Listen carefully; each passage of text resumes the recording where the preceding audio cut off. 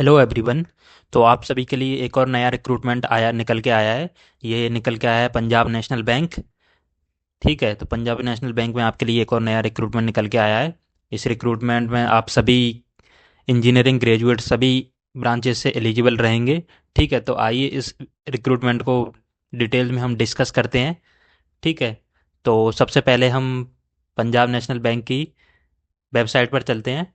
ठीक है, तो पंजाब नेशनल बैंक आप सर पीएनबी रिक्रूटमेंट आप सर्च करोगे 2025 यहाँ पर पॉपअप होके आ रहा है। ठीक है, तो उस पर आप एंटर करोगे तो यहाँ पर दे रखा है apply now carriers find banking jobs. ठीक है, तो पीएनबी की वेबसाइट पे आप चलते हैं। ठीक है, तो पीएनबी की वेबसाइट पे आप जाने के बाद यहाँ पर दे रखा है, देखिए नोटिस डेट 1 मार्च को ये नोटिस आया निकल के आया है। तो recruitment for 350 specialist officers under HRP 2025-26। ठीक है, तो ये पब्लिश्ड ऑन 1 मार्च 2025 को 2 बजे के अराउंड ये रिक्रूटमेंट निकल के आया है। ठीक है, तो जब हम इसको detailed advertisement for 350 specialist officers इस पर क्लिक करते हैं तो इसका ये पीडीएफ निकल के आता है। ठीक है, तो चलिए हम इसको डिटेल में डिस्कस करते हैं। तो क्या दे रखा है कि opening dates for online registration. तो ओपनिंग डेट है इसकी 3 मार्च 2025, मतलब आज से ही ये रिक्रूटमेंट स्टार्ट होने जा रहा है। और क्लोजिंग डेट रहेगी 24 मार्च 2025। ठीक है, ऑनलाइन टेस्ट के बेसिस पे ये रिक्रूटमेंट निकल के आया है। तो इसका एग्ज़ाम डेट मोस्ट प्रोबेबली अप्रैल और मई 2025 में होने जाएगा। ठीक है, जो रिक्रूटमेंट का एग्ज़ाम है वो अप्रैल में हो सकता है या मई में हो सकता है। ठीक है, अब देखते हैं किस पोस्ट के लिए कितनी वैकेंसी है। तो ठीक है, ऑफिसर्स क्रेडिट क्रेडिट में ऑफिसर्स के लिए ग्रेड यहाँ पे पे स्केल दे रखी है JMGS 1। ठीक है, तो टोटल वैकेंसी है 250 और इनकी पे स्केल रहेगी 48,480। ये बेसिक पे रहेगा। और जो है और से लेकर 85,920, तो 85,920 तक इसकी पे स्केल रहेगी। ऑफिसर इंडस्ट्री की बात करें तो इसका भी सेम पे स्केल। टोटल पोस्ट हैं 75। Manager IT IT manager post के लिए 5 वैकेंसी हैं। ठीक है, तो ये ठीक है इनसे हायर पोस्ट है। ठीक है, तो इसकी बेसिक पे ज़्यादा रहेगी 64,820 मिनिमम बेसिक पे रहेगा। ठीक है, और सीनियर मैनेजर आईटी के लिए ये इससे भी हायर पोजीशन है। इसकी 5 वैकेंसी है और इसकी बेसिक पे रहेगी 85,920। ठीक है, मैनेजर डेटा साइंटिस्ट, तो मैनेजर डेटा साइंटिस्ट की 3 वैकेंसी हैं और इसका बेसिक पे 64,820 रहेगा। ठीक है, और इसके बाद सीनियर मैनेजर डेटा साइंटिस्ट की वैकेंसी 2 वैकेंसी हैं। इसका बेसिक पे भी 85,920 रहेगा। और अगर बात करें मैनेजर साइबर सिक्योरिटी, तो साइबर सिक्योरिटी इसकी टोटल 5 वैकेंसी हैं और इसका बेसिक पे रहेगा 64,820। ठीक है, अगर बात करें सीनियर मैनेजर साइबर सिक्योरिटी तो इसमें भी 5 वैकेंसी हैं और इसका बेसिक पे रहेगा 85,920। ठीक है, तो टोटल यहाँ पे सभी को मिला के 350 टोटल पोस्ट निकल के आती हैं। ठीक है, उसके बाद यहाँ पे ये बेसिक पे रहेगा। इसके बाद अलावा डीए CCA HRA और या lease accommodation, leave fare concession, medical insurance, retirement benefits, other benefits will be shall be as per bank rules. ठीक है, तो इसके अलावा जो डीए HRA वगैरह कुछ भी मिलेगा आपको अलाउंसेस, वो एज पर इनकी पॉलिसी के अकॉर्डिंग आपको मिल जाएंगे। ठीक है, अगर बात करें रिजर्वेशन, तो टोटल पोस्ट है उसमें किस कैटेगरी के लिए कितनी वैकेंसीज हैं। ठीक है, तो अगर बात करें ऑफिसर क्रेडिट में तो टोटल वैकेंसी तो ऊपर देख ही ली थी आपने 250 हैं। तो 37 पोस्ट हैं SC के लिए, 18 पोस्ट हैं ST के लिए, 67 पोस्ट हैं OBC के लिए और EWS के लिए हैं 25 और अनरिजर्व के लिए 103। और अगर बात करें PWD कैंडिडेट्स के लिए तो 3 OC कैटेगरी में हैं, 3 हाई कैटेगरी कैटेगरी में हैं, 2 VI कैटेगरी में हैं और 2 ID कैटेगरी में हैं। तो ये आप नीचे देख सकते हैं कि ये किस कैटेगरी के लिए PWD कैंडिडेट्स। ऑफिसर इंडस्ट्री की बात करें तो टोटल 75 वैकेंसी थी। उनमें से 11 वैकेंसी SC के लिए हैं, ST के लिए 5 वैकेंसी हैं, OBC के लिए 20 वैकेंसीज हैं, EWS कैंडिडेट्स के लिए 7 हैं और अनरिजर्व के लिए 32 हैं। और पीडब्ल्यूडी के लिए टोटल 3 वैकेंसी यहाँ पे हैं। मैनेजर आईटी की बात करें तो टोटल 5 वैकेंसी थी, आपको पता ही है। उसके बाद एससी कैटेगरी में उसमें से 1 वैकेंसी है, ओबीसी के लिए 1 और अनरिजर्व के लिए 3 वैकेंसी। ठीक है।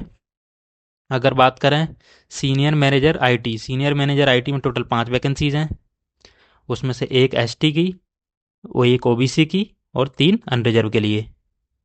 ठीक है। अगर मैनेजर डेटा साइंटिस्ट की बात करें तो टोटल 3 वैकेंसी हैं, उसमें से तीनों के तीनों अनरिजर्व के लिए हैं।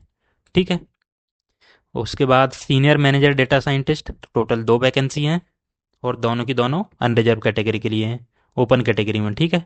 तो आप सभी एलिजिबल हैं इसके लिए भी। अगर बात करें मैनेजर साइबर सिक्योरिटी, तो मैनेजर साइबर सिक्योरिटी में 1 एससी के लिए है वैकेंसी और 1 ओबीसी के लिए और 3 अनरिजर्व के लिए। Total 5 vacancy manager cyber security में हो गई। उसके बाद सीनियर मैनेजर साइबर सिक्योरिटी में, इसमें भी टोटल 5 वैकेंसी हैं और तो 3 अनरिजर्व, 1 एसटी, 1 ओबीसी। ठीक है। तो यहाँ पर टोटल पोस्ट हैं 350, उसमें से 50 वैकेंसी हैं एससी के लिए, 25 वैकेंसी एसटी के लिए, 91 हैं ओबीसी के लिए और 32 निकल के आती हैं वो ईडब्ल्यूएस और 152 अनरिजर्व और पीडब्ल्यूडी के लिए हैं। तो ये कितनी होगी, 4 4 8 3 11 और 2 13, 13 वैकेंसी पीडब्ल्यूडी कैंडिडेट्स के लिए। टोटल हैं 350 वैकेंसीज। ठीक है। यहाँ पे ये दे रखा है कि एससी किस लिए, और ईडब्ल्यूएस वाले चेक कर सकते हैं यहाँ पे कि उनकी वो किस कैटेगरी में आते हैं। ठीक है। उसके बाद अगर बात करें एलिजिबिलिटी एलिजिबिलिटी क्राइटेरिया, ठीक है, तो बेसिकली सिटीजनशिप इंडिया के होनी चाहिए या नेपाल का कैंडिडेट भी एलिजिबल है और भूटान का भी एलिजिबल रहेगा और Tibetan refugee who came over to Indian before 1 जनवरी 1962, तो तिब्बत के लोग भी यहाँ पे एलिजिबल रहें अगर उन्होंने वो इंडिया आ गए हों 1 जनवरी 1962 से पहले। ठीक है। उसके बाद a person in of Indian origin who has migrated from Pakistan, Burma, Sri Lanka, east African countries, Kenya, Uganda, the United Republic of Tanzania, ठीक है, जाम्बिया, मालवी, जायर, इथोपिया और Vietnam, with the intention of permanently settling in India. ठीक है। जो basically इन countries से जो हैं वो परमानेंट अगर इंडिया में सेटल होने के लिए आए हैं तो वो भी इसके लिए एलिजिबल हैं। ठीक है। अगर बात करें एज क्राइटेरिया के लिए, तो ये रजिस्ट्रेशन खत्म हो रहा है 24 मार्च को। ठीक है। मान लो किसी भी पोस्ट के लिए एक्सपीरियंस चाहिए तो एक्सपीरियंस उनका जो उस पोजीशन के लिए जो मिनिमम एक्सपीरियंस है वो 24 मार्च से पहले का होना चाहिए। ठीक है। बेसिकली यही है इसका मतलब। उसके बाद अगर बात करें परसेंटेज, तो परसेंटेज कैलकुलेशन मिनिमम 60% मार्क्स है तो 59.99% पे भी आप उसके लिए एलिजिबल नहीं रहेंगे। ठीक है। वो तो नॉर्मल है। उसके बाद एज रिलैक्सेशन भी यहाँ पर कुछ है, जैसे एसटी के लिए 5 साल का है, एससी एसटी वालों के लिए, ओबीसी के लिए 3 साल का एज रिलैक्सेशन है, पीडब्ल्यूडी वालों के लिए 10 साल का एज रिलैक्सेशन है। अगर एक्स सर्विसमैन है, ठीक है, तो उसके लिए 5 साल का एज रिलैक्सेशन रहेगा। और पर्सन अफेक्टेड 1984 राइट्स में, जो 1984 के दंगे हुए हैं उसमें अगर कोई अफेक्टेड है तो उनके लिए भी 5 साल का एज रिलैक्सेशन है। ठीक है यहाँ पे। उसके बाद अगर बात करें तो यहाँ पर डेफिनेशन दे रखी है कि एक्स सर्विसमैन का क्या मीनिंग है और पीडब्ल्यूडी का मीनिंग क्या है। ठीक है। तो मैंने बताया था कि पीडब्ल्यूडी में अलग अलग कैटेगरीज हैं, तो उनका आप यहाँ पे पढ़ सकते हैं, पीडब्ल्यूडी कैंडिडेट्स। ठीक है। ईडब्ल्यूएस का बता रखा है कि 5 एकड़ ऑफ एग्रीकल्चर लैंड या उससे अबोव, ठीक है, residential of flat of 1000 square feet, तो यहाँ पे आप पढ़ सकते हैं ईडब्ल्यूएस कैंडिडेट भी। अगर बात करें सबसे मोस्ट इंपॉर्टेंट सिलेक्शन प्रोसीजर, ठीक है, तो ऑनलाइन रिटर्न टेस्ट होगा फॉलोड बाई पर्सनल इंटरव्यू। ठीक है। तो रिटर्न टेस्ट, उसके बाद पर्सनल इंटरव्यू के लिए आपको कॉल किया जाएगा। अगर बात करें online online written test followed by interview, तो पहले ऑनलाइन रिटर्न टेस्ट होगा। ठीक है। तो उसमें भी पार्ट वन और पार्ट टू, दो पार्ट रहेंगे। तो उसमें पार्ट वन में रीजनिंग, इंग्लिश और क्वांटिटेटिव क्वांटिटेटिव एप्टीट्यूड। ठीक है, तो रीजनिंग रहेगी, इंग्लिश रहेगी और एप्टीट्यूड रहेगा। तो रीजनिंग के 25 क्वेश्चन रहेंगे, इंग्लिश लैंग्वेज के भी 25 क्वेश्चन रहेंगे, एप्टीट्यूड के भी 50 क्वेश्चन रहेंगे। और उनका मार्क्स भी, एक क्वेश्चन 1 मार्क्स का रहेगा। ठीक है, और पार्ट टू में रहेगा प्रोफेशनल नॉलेज।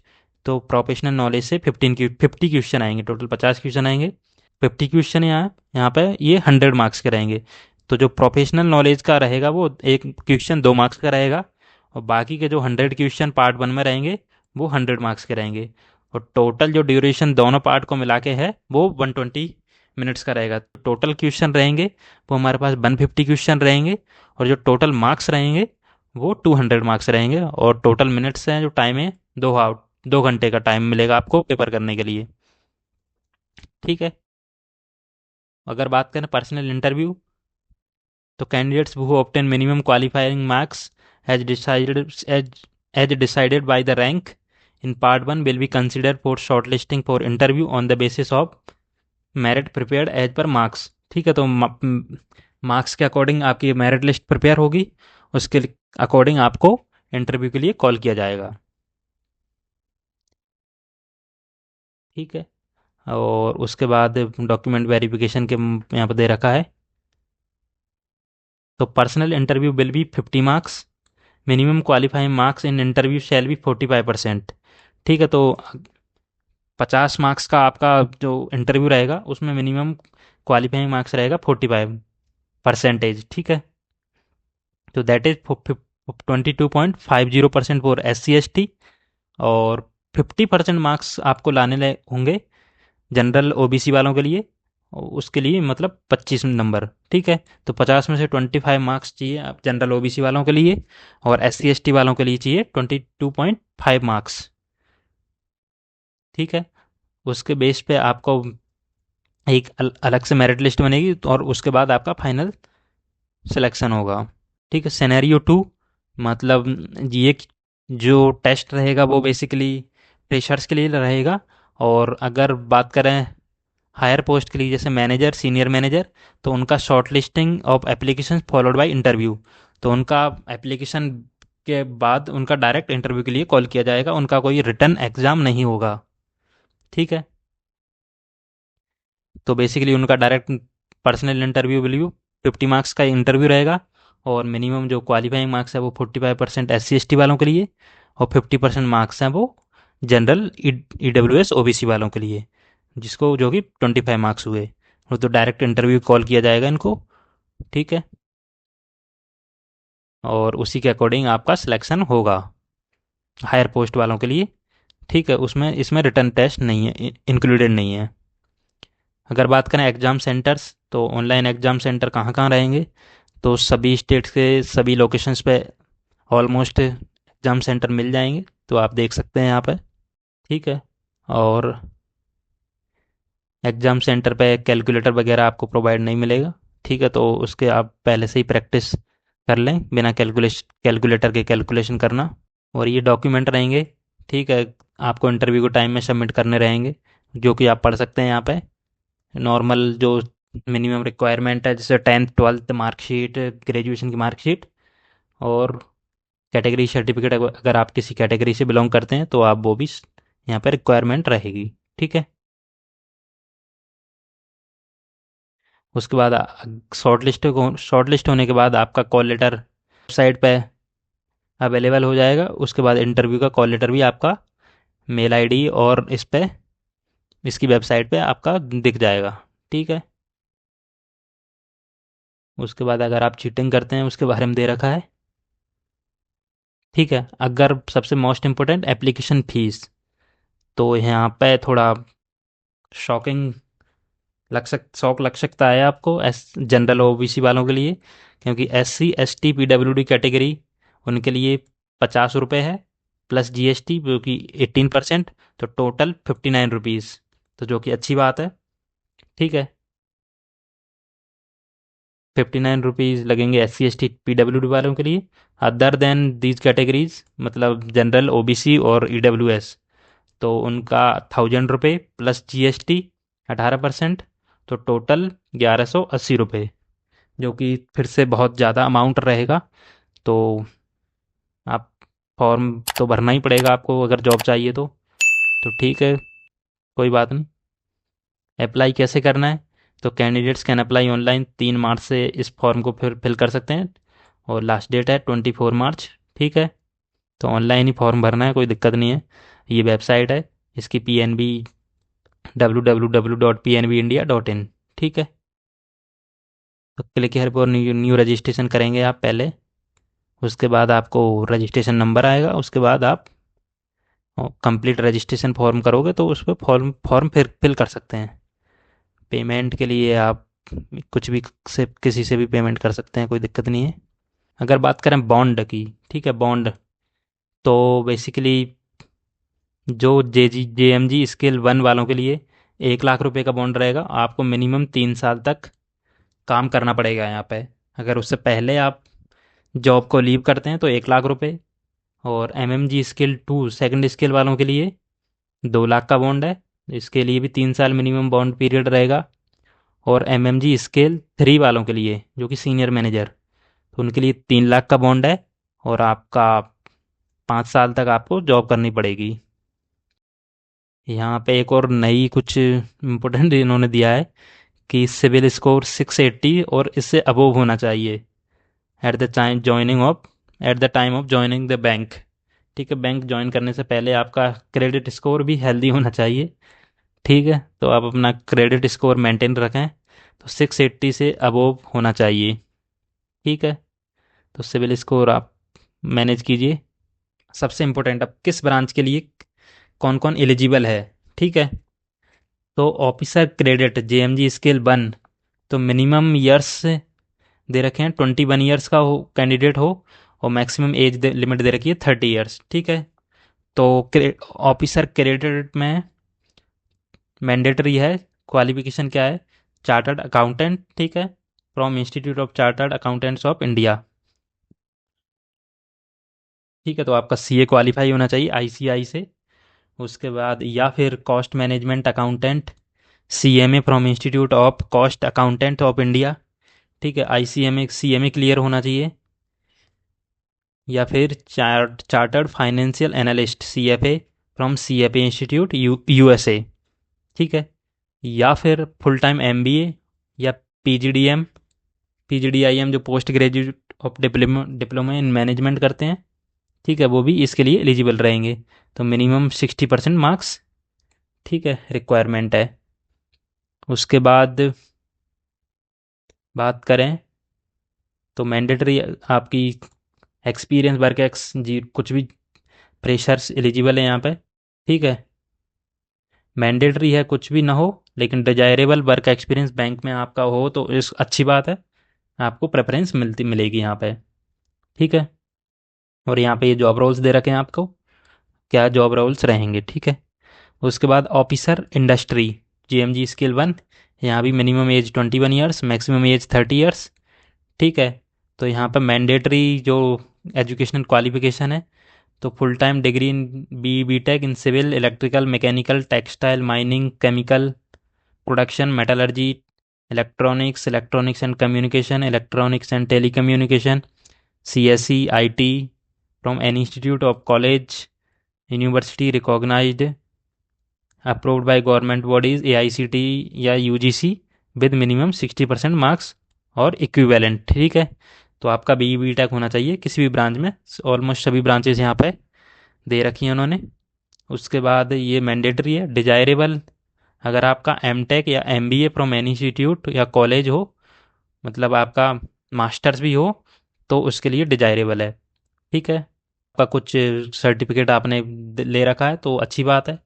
और मेन तो पोस्ट यहाँ पर एजुकेशनल क्वालिफिकेशन में एक्सपीरियंस वर्क एक्स, तो इसके लिए भी वर्क एक्स की ज़रूरत नहीं है, लेकिन अगर हो तो भी तो आपको प्रेफरेंस मिलेगी। ठीक है, अगर बात करें मैनेजर आईटी में जो MMG स्किल 2 था, जो मैनेजर IT वालों के लिए था, तो IT वालों के लिए मैंडेटरी क्वालिफिकेशन रहेगी BTech इन CS IT। ठीक है, CSIT में आपका बी टेक होना चाहिए, या फिर full time MCA from any institute, MCA हो तो भी आपका चलेगा। ठीक है, उस और मिनिमम 60% मार्क्स होना चाहिए। ये तो हो गया मैंडेटरी क्वालिफिकेशन। डिजायरेबल में अगर आपका MEM टेक भी हो CSIT में तो अच्छी बात है। ठीक है, और यहाँ पे ये सर्टिफिकेशन आपके पास, ये सर्टिफिकेशन होना चाहिए, मैंडेटरी है।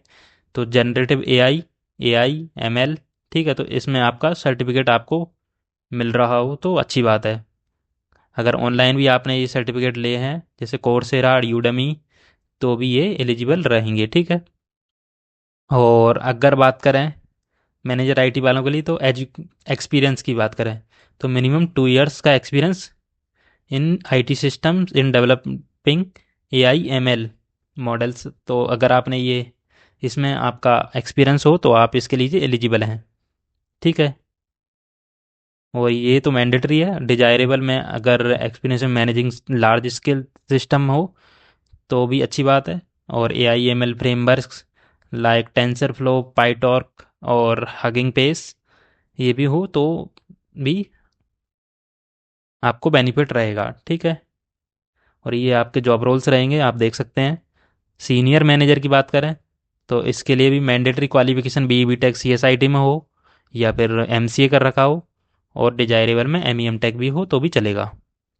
सेम क्वालिफिकेशन यहाँ पे, बस आपको यहाँ पे जैसे 2 इयर्स का एक्सपीरियंस चाहिए था, यहाँ पे मिनिमम 3 इयर्स का एक्सपीरियंस रिक्वायरमेंट है। ठीक है, और बाकी सब सेम है।